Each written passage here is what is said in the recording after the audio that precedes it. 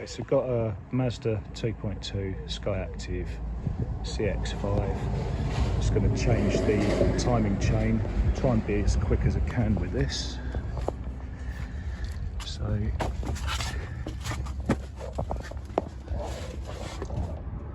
jacked it up on this bolt, axle stand here, take the wheel off, take the wheel arch out, then remove the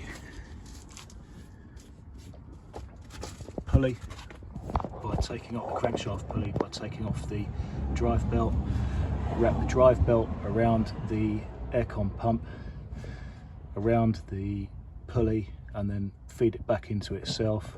21mm socket, and that should get you off.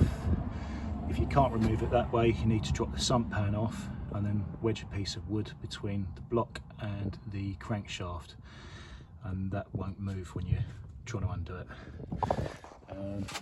You need to jack up the back of the engine and then undo your engine mount, which is,